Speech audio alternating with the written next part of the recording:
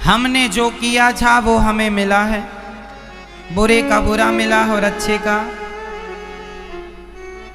कर्मों का फल तो भोगने भगवान को भी आना पड़ता है मेरी माँ। आपको पता है एक बार भगवान विष्णु जी को भी धरती पे आना पड़ा।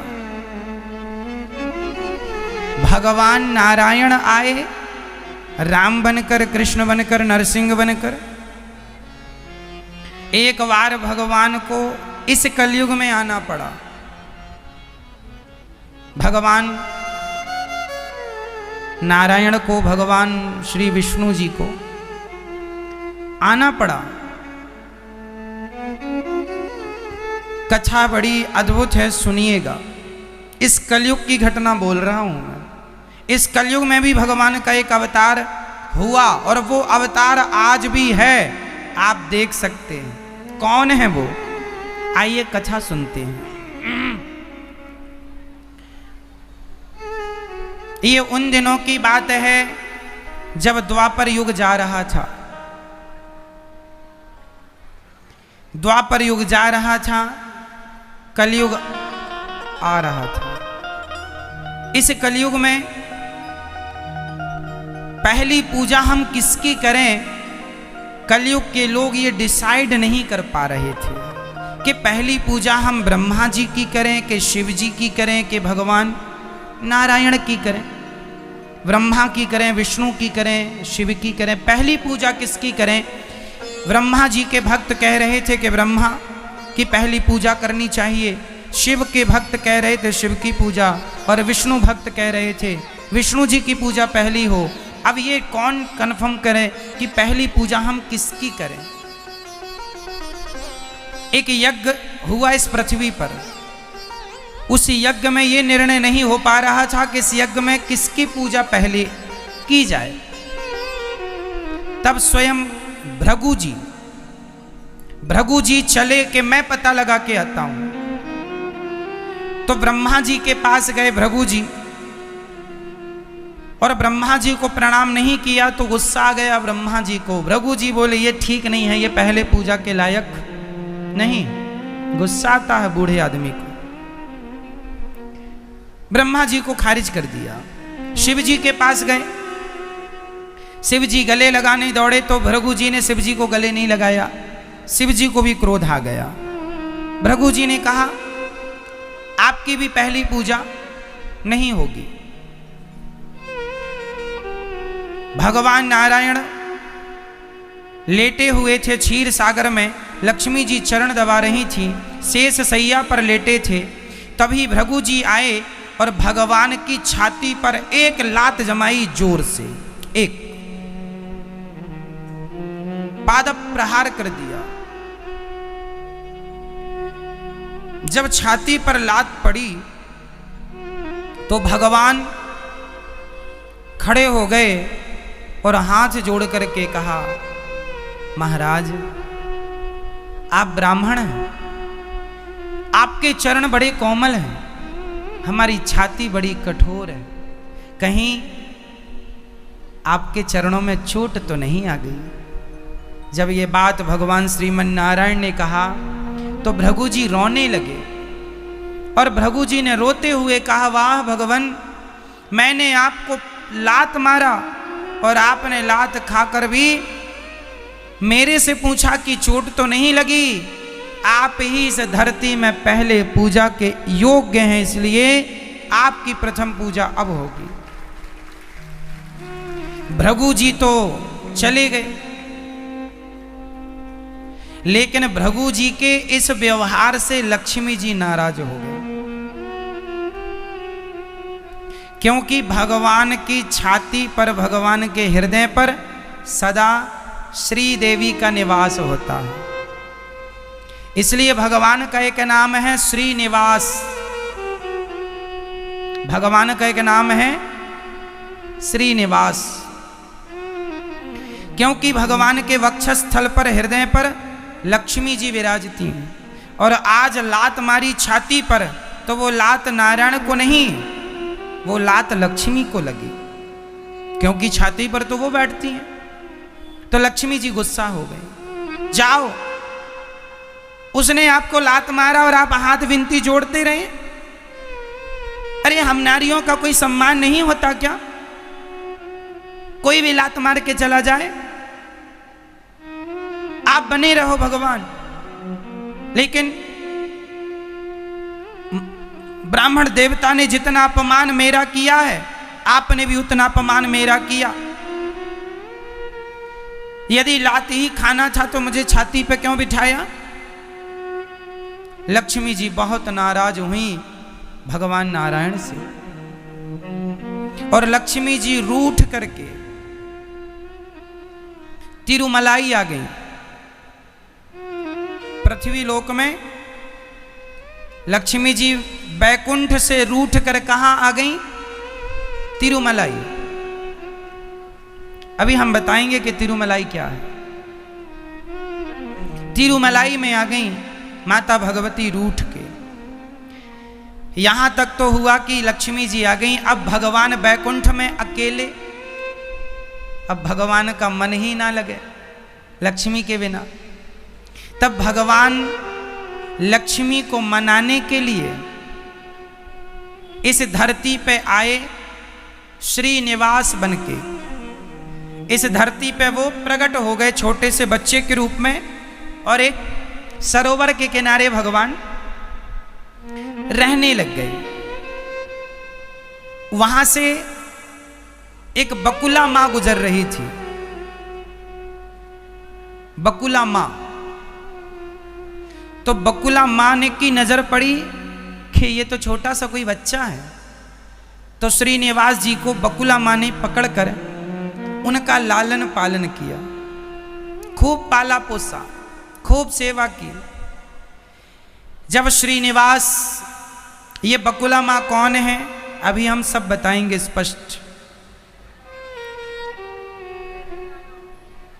जब भगवान श्रीनिवास बड़े हुए, छोटे से बन के आए ना, धरती पर छोटे से बन के आए, जब बड़े हुए तो उन्होंने एक जंगल में घोर तपस्या की।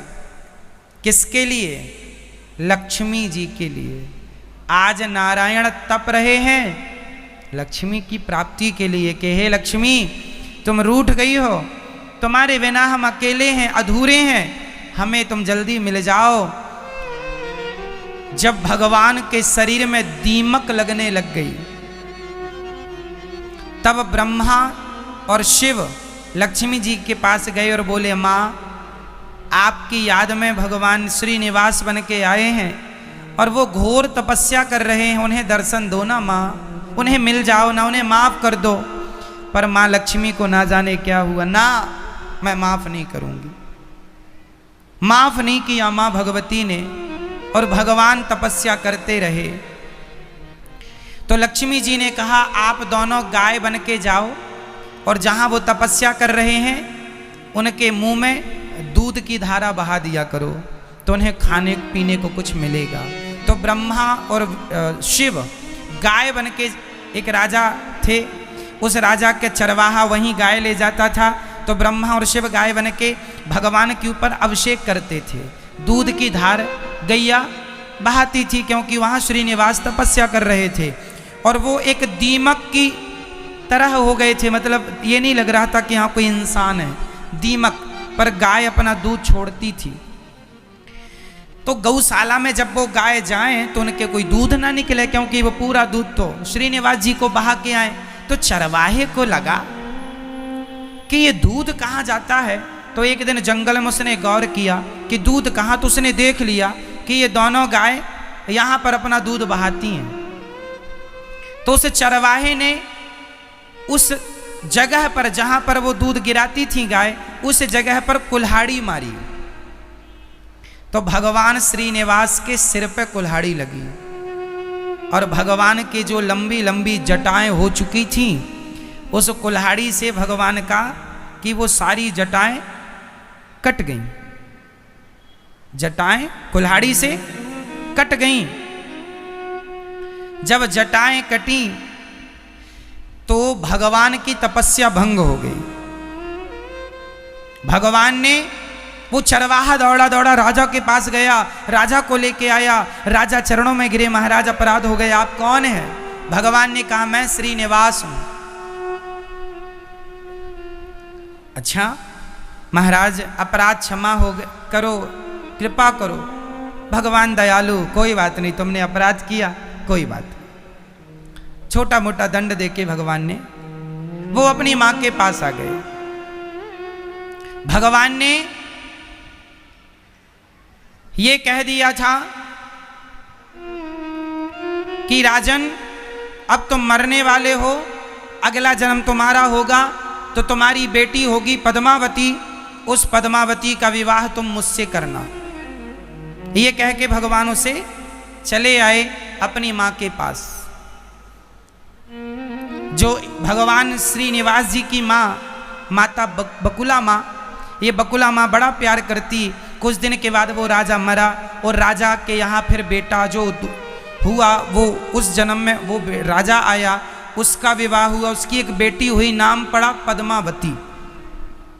एक दिन पद्मावती जब बड़ी सुंदर हो गई, सयानी हो गई, बड़ी हो गई, विवाह के योग्य हो गई, तो एक दिन वो खड़ी थी और एक हाथी आ रहा था और वो हाथी सबको मारता रौंदता आ रहा था, पर पद्मावती खड़ी और वो हाथी पद्मावती की ओर आया और वो आके पद्मावती को पकड़ना चाहा। तब तक श्रीनिवास आ गए और श्रीनिवास ने हाथी को उठाकर जो पटका, और भगवान के रूप रंग को देखकर, क्योंकि श्रीनिवास उस समय मनुष्य के रूप में थे, तो पद्मावती ने जब श्रीनिवास जी को देखा तो वो उन पर मोहित हो गई। और जब मोहित हुई तो उसने रोका, क्योंकि उनके पिता ने बता दिया था कि तुम्हारा विवाह भगवान विष्णु से होने वाला है, क्योंकि वो श्रीनिवास तो साक्षात विष्णु हैं। अच्छा, इसने कभी देखा नहीं था पद्मावती जी ने कि वो कैसे हैं, पर इस आदमी पर उनका मन लट्टू हो गया और अंदर अंदर ये कहने लगी कि ये तो बहुत सुंदर है और ये तो मेरे मन को लुभा रहा है। तब श्रीनिवास ने भी पद्मावती को देखा और पद्मावती ने भी देखा, और देखकर दोनों अपने अपने रास्ते आए। श्रीनिवास उदास बैठ गए तो माँ बकुला माँ ने कहा, बेटा आज उदास क्यों हो? माँ तुम्हारे लिए बहू देखी है, पर वो एक राजा की बेटी है, हम तो ठहरे जंगल के, क्योंकि उस समय भगवान जंगल में कुटिया में रहते थे। तो बकुला माँ ने कहा मैं अभी राजा से बात करती हूँ। ये जो बकुला माँ है ये द्वापर की यशोदा मैया है। यशोदा मैया कैसे? क्योंकि यशोदा मैया ने भगवान श्री कृष्ण से 11.5 साल की उम्र में दूर हो चुकी थी। रुक्मणी जी से विवाह हुआ भगवान का, सत्यभामा से, कालिंदी से 16,108 विवाह हुए भगवान के, लेकिन एक भी विवाह में माता यशोदा सम्मिलित ना हो पाई। तो जब अंतिम में भगवान मिले ना, तो यशोदा मैया से पूछा था भगवान ने, माँ तुम्हारी क्या इच्छा है? तो यशोदा मैया ने कहा, कन्हैया तुझे बचपन का, तुझे दूध पिलाने का सुख तो मुझे मिला है, तुझे खिलाने का, तुझे रोता हुआ देखा है, हंसता हुआ देखा है, दौड़ता हुआ देखा है, तेरे हर रूप रंग को मैंने देखा है, पर मैंने तेरी शादी होते हुए नहीं देखी। कन्हैया तेरी माँ की इच्छा है कि मैं तेरी शादी होते हुए देखूं। तो जो मैया, भगवान ने कहा मैं कलयुग में अवतार लूँगा, तब मैं आपका बेटा फिर से बनूंगा और तब मेरी शादी आप ही कराओगी। तो वही यशोदा मैया, वृंदावन के यशोदा, आज दक्षिण भारत में तिरुमलाई में एक जंगल में वो माँ यशोदा आज बकुला माँ बन के आई हैं। तो ये जो माँ है, ये माँ गई यशोदा मैया, जो भगवान श्री निवास की माँ है, ये राजा से बोली कि आपकी बेटी जो है पद्मावती, वो मेरे बेटे को पसंद आई है। तो राजा बोले, देवी मेरी बेटी का विवाह तो विष्णु से होने वाला है। तो माँ ने कहा, मेरा बेटा विष्णु ही है।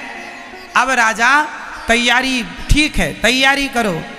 अब यहाँ तो राजा थे, तैयारी चालू, पर जो भगवान श्रीनिवास थे उनके पास तो कोई शादी विवाह, अब राजा की बेटी से विवाह कर रहे हैं तो देखो थोड़ा तो खर्चा लड़का पक्ष का भी होगा, इनके पास कोई पैसा था नहीं। तब भगवान श्रीनिवास जी ने कुबेर को बुलाया और कुबेर से कहा कि तुम हमें कुछ पैसा उधार दो। कुबेर ने कहा प्रभु हम दे तो दें, लेकिन आप चुकाओगे कैसे, क्योंकि आपकी रिटर्न फाइल तो इस समय कमजोर चल रही है, लक्ष्मी जी आपसे नाराज चल रही है ना, आपकी तो लक्ष्मी ही सब है, वो भी लक्ष्मी जी आजकल आपके पास नहीं है।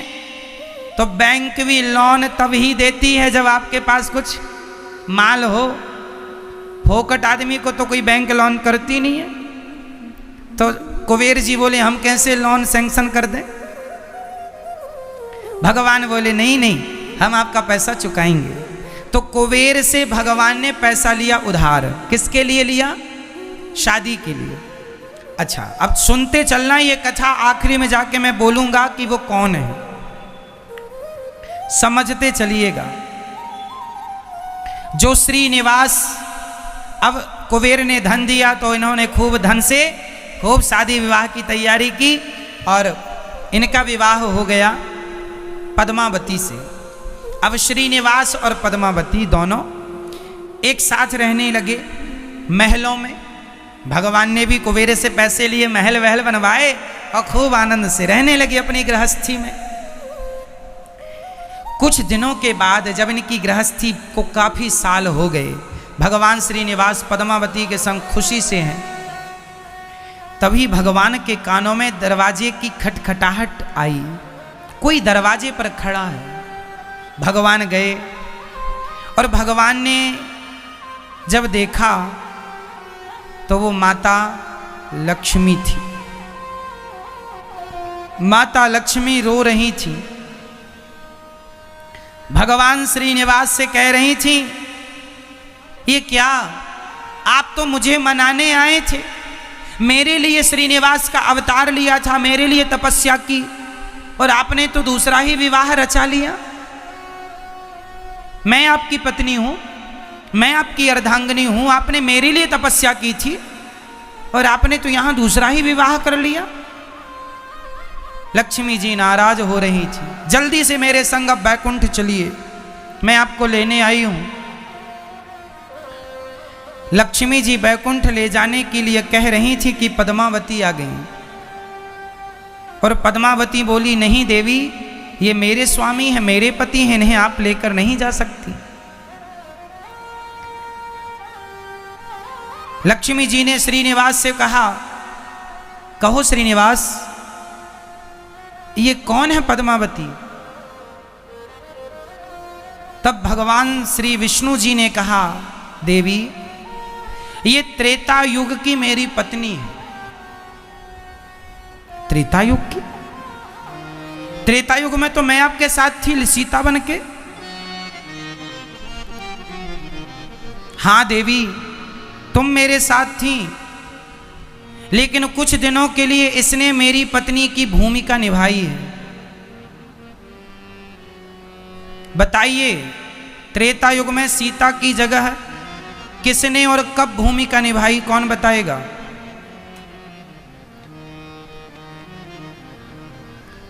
कब निभाई?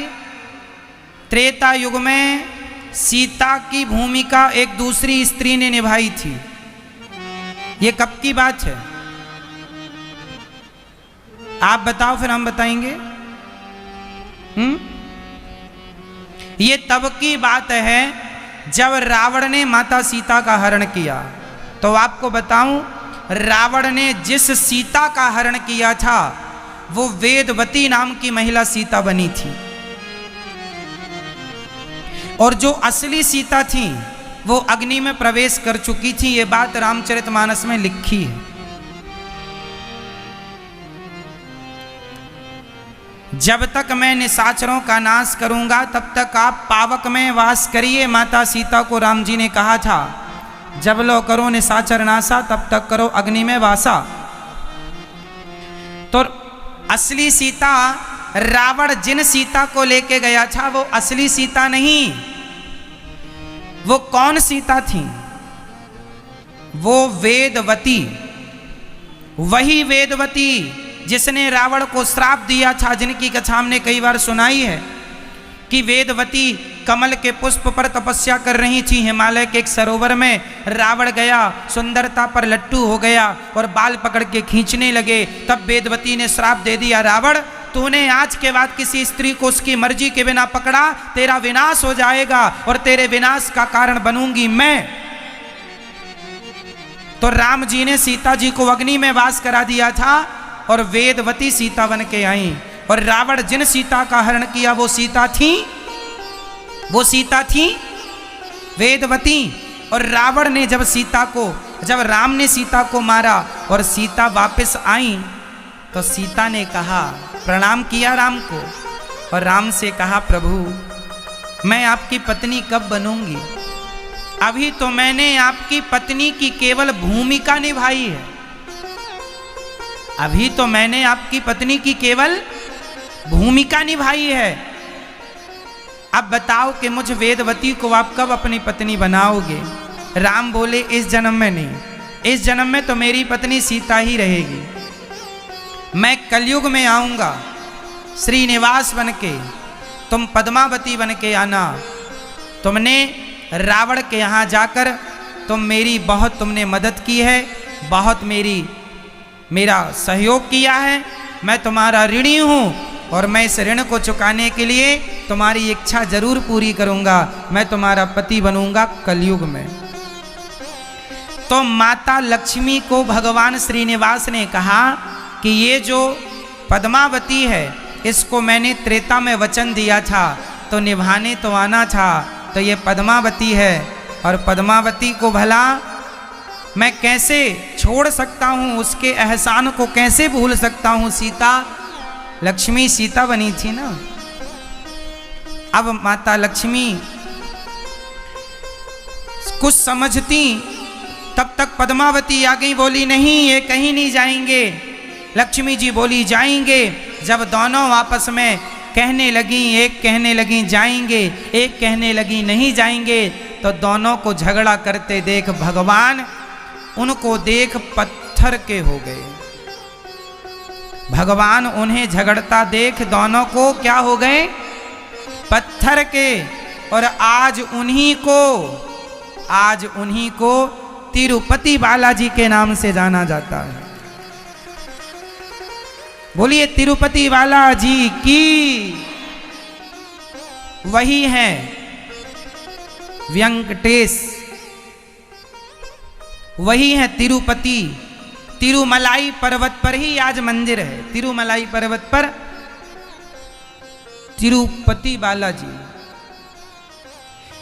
अब वहां पर आज भी स्त्री और पुरुष अपना मुंडन कराते हैं, बाल देते हैं ना तिरुपति बालाजी में। कारण है कि उसने चरवाहे ने कुल्हाड़ी मारी तो भगवान की जटा कट गई, इसलिए वहां जटा देते हैं। ये जटाएं हैं ना, तो वहां जटाएं दान करने की महिमा है। दूसरा, कुबेर से भगवान ने पैसा लिया था।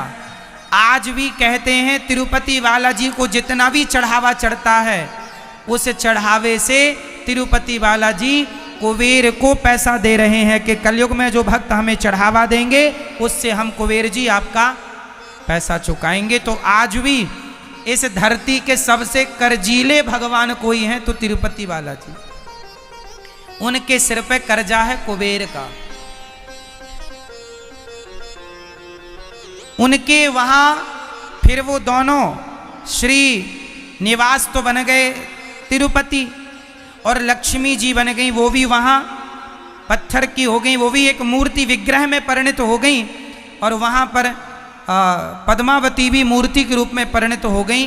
और वहां पर हमारी श्री किशोरी जू भी पहुंची हैं लीला।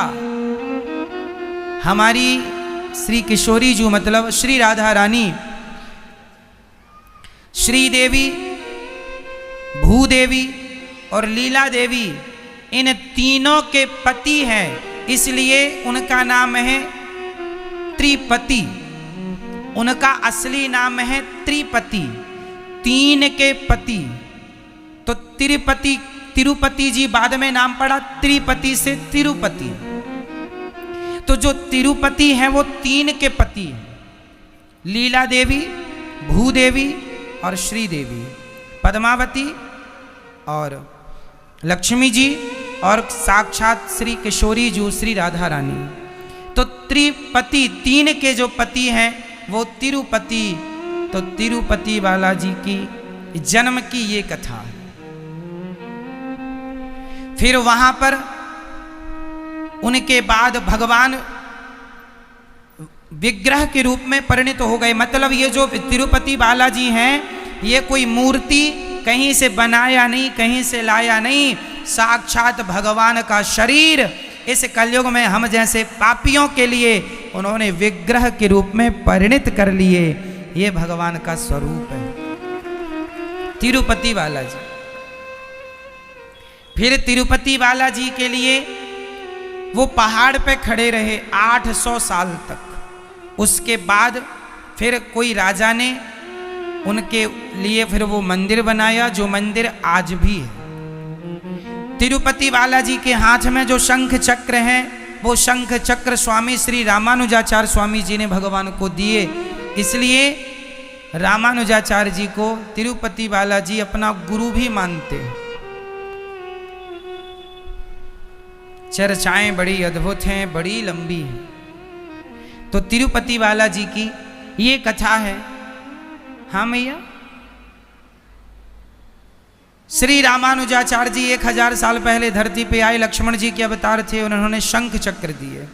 तिरुपति बालाजी जिनकी पूजा आज भी रामानुजाचार्य जी के भक्तों के द्वारा की जाती है। उस क्षेत्र में 2 मंदिर हैं, एक तिरुपति बालाजी और एक रंगनाथ। आज हमारे भारत का सबसे बड़ा मंदिर कौन सा है? रंगनाथ जी का मंदिर सबसे बड़ा मंदिर है रंगनाथ। और सुनो, जो रंगनाथ जी का मंदिर है श्री रंगम कहते हैं। आज वर्तमान में क्या नाम है वहाँ? क्या नाम है? श्री रंगम। तिरुपति बालाजी से लगभग 300 किलोमीटर दूर है ये। जो श्री रंगम श्री रंगनाथ जी हैं, भगवान रंगनाथ जी की जो मूर्ति है, मूर्ति और मंदिर एक ही है।